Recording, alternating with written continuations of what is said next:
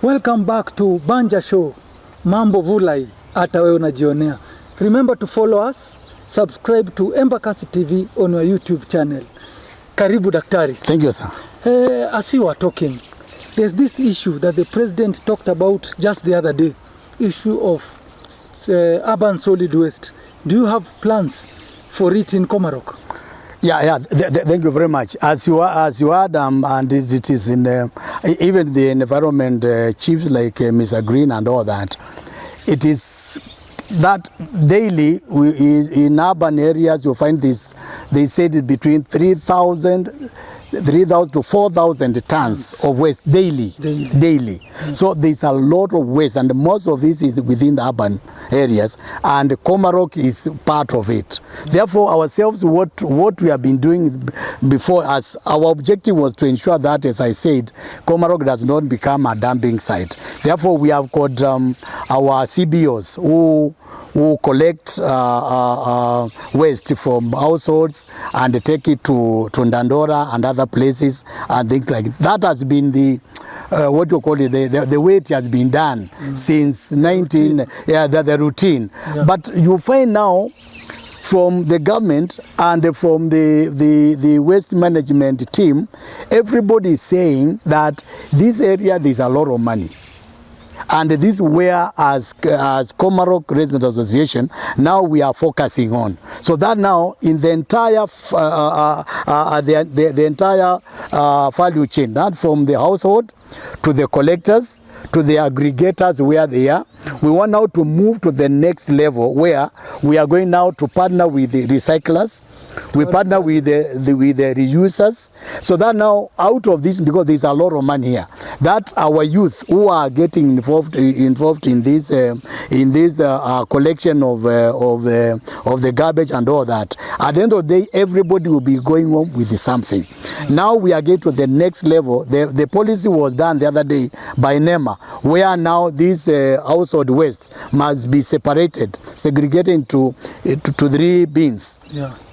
Now that's where we are. So that now we have the some bin for the recyclers, some bin for the reusing, and the other one for the residue or the waste for whatever it is. And in all this, for example, for now we have already partnered. Actually, we are piloting now with Mr. Green on issues of the plastic bottles. I can even see one of them there. When I'm going, I'll carry it, because what is happening, we have already partnered with them, and we are piloting in one of our branches where they will come. We put all these plastic bottles there. They come and they weigh them, and as of now they are paying 18 shillings per kg. You see, now that is income, which at the end of the day to go to our young men. We have other guys we have other plans. The other plan we have is that the reuse of this by the way of having these organic fertilizers. Actually, we already looking for a place where we can have that, so that now these waste, food waste, which can be used to make the organic fertilizer. The young people will be able to do that, and they sell that fertilizer, and then they get money out of that. Now to make sure that this is understood, as KRA we are planning this week to have a meeting with all the garbage collectors, all of them, so that we can be able now to talk about this, so that we agree, all of us, this is the way to go, so that everybody in the entire chain at the end of the day goes home with something. Yeah, those are good plans. Apart from the garbage waste, we are still talking about the environment. Yes. We have the Komarok Canal. Yes. Running from the other side, partnering Nasra. Yes. All the way. Yes. To Jada. To Jada, yes. Yeah. Yes. What plans do you have about this vast land covering the canal? You'll be happy to understand, to know that since 1989, the vision of Komarok Residents Association for the canal is to make it a park whereby we have trees.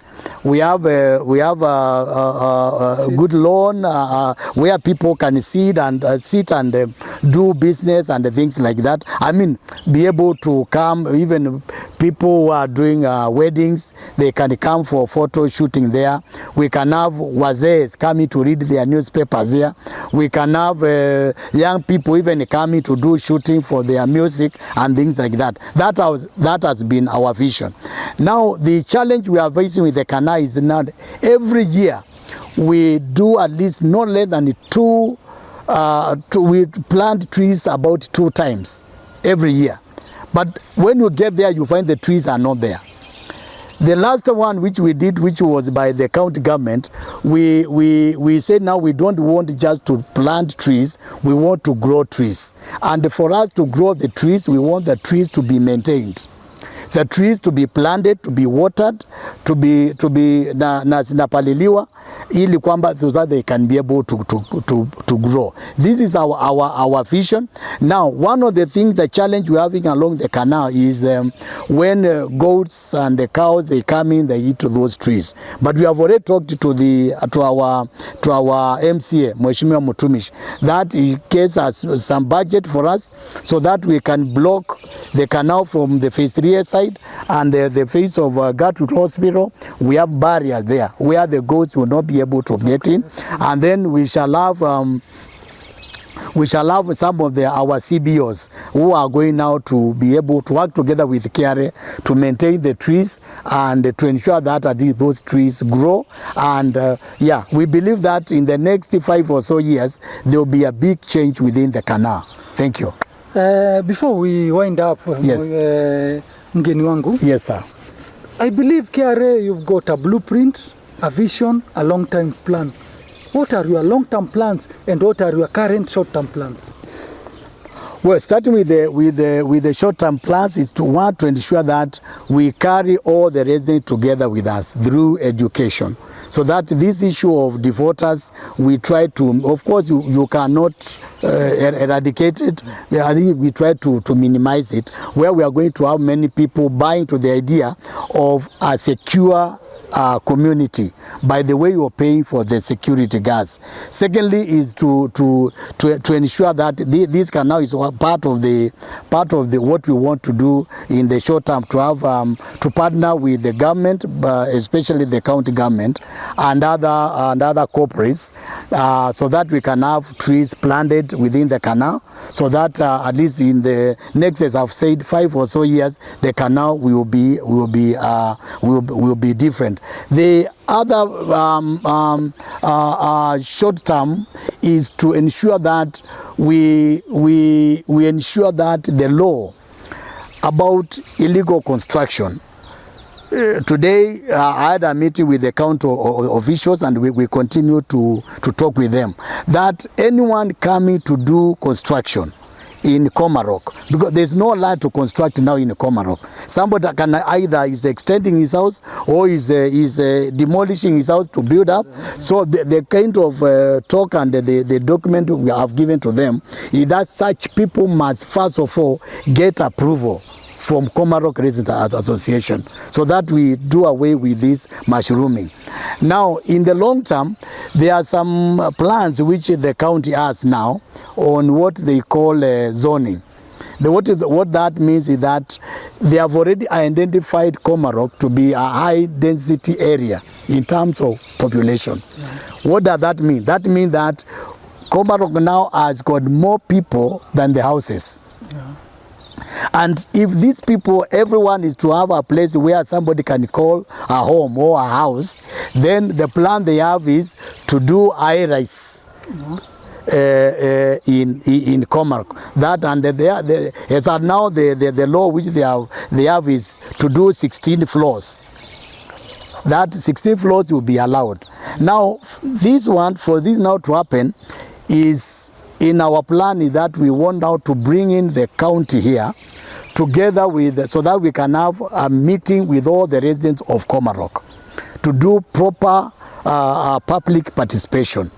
because it is one day for a law to be passed in the county in the county assembly without the resident knowing, supporting it. It's another thing for us, because we are the consumers, we are the owners of the houses here. Yeah, we need to come and talk to it and say whether that can work for us or it cannot work for us.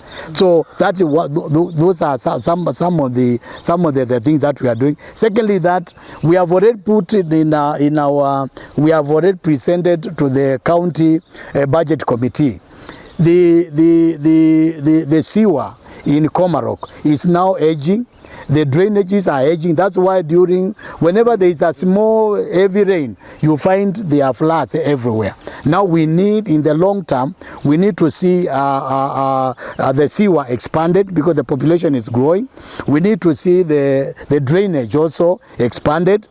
The roads, if you go to places like Sector 1, areas like Phase 2, Sector 3A, Sector 3B, those are one of the oldest areas. You find that the roads are completely gone. So there's need for rehabilitation of those roads, and that can only be done through the county, as the county government are having to put those items in the budget. And we have already presented a very detailed paper on that, and we are praying to God that they are going to accept that. Thank you, sir. Before you wind up, before your parting shot, yes, I received your invitation that you'll be having a cleanup on 28th. Will it be continuous, or is it a one-day event? Yeah, thank you very much. This time we have one of the churches around, an international church, that is Winners Chapel International. They have been good enough to accept because now Winners Chapel Worldwide, we are celebrate the 70th anniversary of the founder and the president of the church, that is Bishop David Oyedepo. And one of the activities that the church is doing is community giving to the community. And therefore, the church has agreed that on 28th of September this year, from 9 a.m. to 1 p.m., we shall do intensive cleaning along all the roads in Komarok, and I've already talked to the county official that they are going to help us with the trucks, so that whatever is whatever is collected, be carried away that day. Now, as I've said, we are going to have a meeting with the garbage cleaners and with also with the branch officials within Komarok, so that we can make this cleaning exercise to be a monthly exercise, where we are going to partner with the big corporates within this area. We have got schools here, we have got hospitals, we have got all that. We bring them in, so that every month, once a month, the entire community can be able to come out and clean our environment and make Komarok a clean place where everybody feels happy to be there. Whether you are a house owner, whether you are a tenant, whether you are a business person, you'll be happy to live in Komarok. Kabla tuende, one thing siasa kidogo. Yes, sir. MCA wa Komarok, Mr. Mtumishi, na nominated MCA pia kutoka Komarok, anaitwa Joy Muthoni Mwangi, wamekuwa wakivutana kidogo. As one of the elders in Komarok, if called upon, can you be part of a team that can bring truth to these leaders so that Komarok can still enjoy the development that they deserve? Personally, I was shocked to see the kind of bad words being exchanged by their supporters in the Mtandao, which to me is not a healthy way to live. One, of course, nobody who supports illegalities, but I believe that does not matter. I mean, there's a way all of us as leaders, we can sit and be able to come up and agree, okay, this is what happened, this is the solution to it. But this abusing one another, calling one another names, and all that, it is unhealthy to us, because all what we are looking for is services, services to come to us here. Therefore, when those kind of dirty politics come in, of course, it's going to hamper our development, and it's going to all delay some of our development. So personally, as a church person, and as a leader here, I will be happy if leaders can be brought together. We sit down with them and try to agree, because all of them, they are people. Joy has grown with us here. I knew her when she was a small girl, now to where she is. Mutumishi is a great man again. We work well with him. But this, whatever happened, I was not there. I don't know it, but I believe there is a better way, a peaceful way, which we can be able to resolve the matter, other than hii maneno ya mtandao, ya matusi na vitu kama hizo. Thank you. 1 minute parting shot tukienda. My parting shot to my dear residents in Komarok is that we are a community, we are a neighborhood.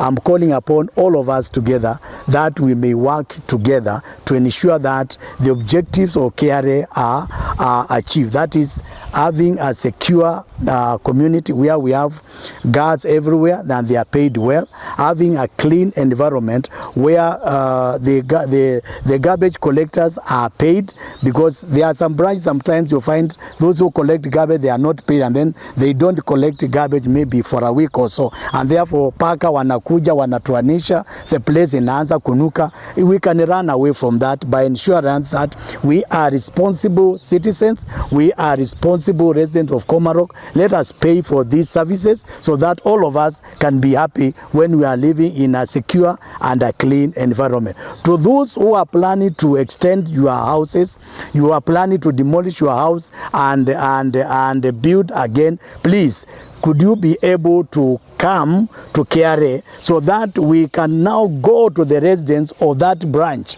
and do public participation before you start doing what you are doing.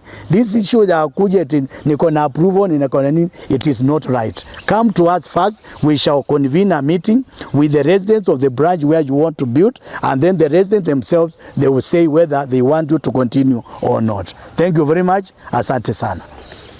You've been watching Embakasi TV Banja Show. Mgeni wetu wa leo alikuwa chairman KRA. Thank you. Thank you so much for having me here. Thank you. Asante sana. Thank you. Follow us, subscribe Embakasi TV on YouTube. Voice of the community. Bye. Bye.